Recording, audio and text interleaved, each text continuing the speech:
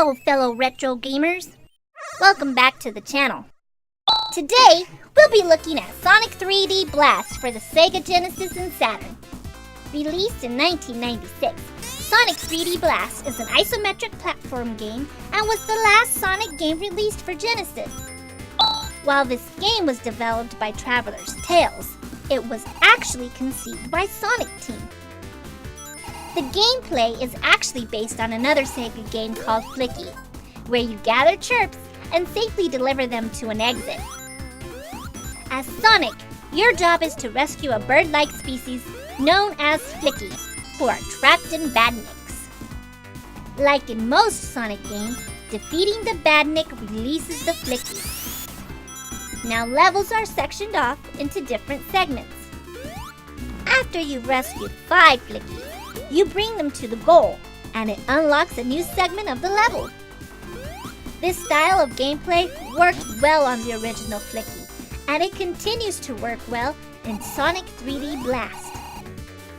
Visually, I love the graphics of Sonic 3D Blast, especially on the Saturn. Similar to Donkey Kong Country on Super Nintendo, this game uses pre-rendered graphics created on a high-end computer.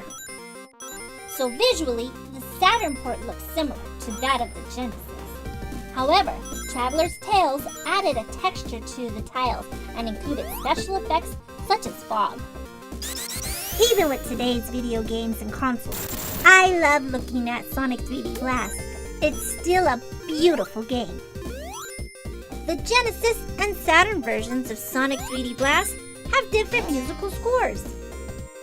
Because the Saturn uses Redbook audio, it clearly has higher quality music.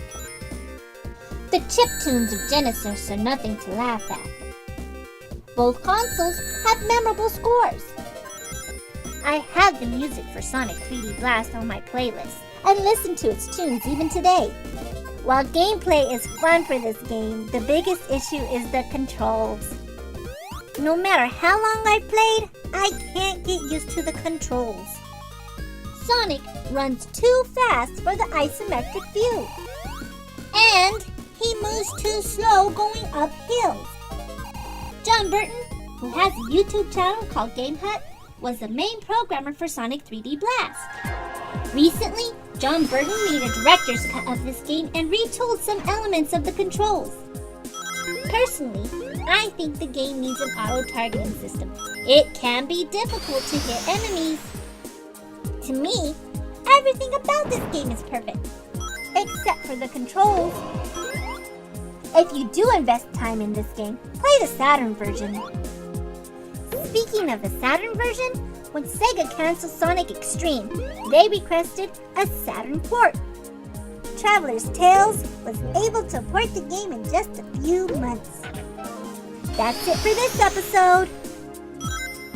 See you next time.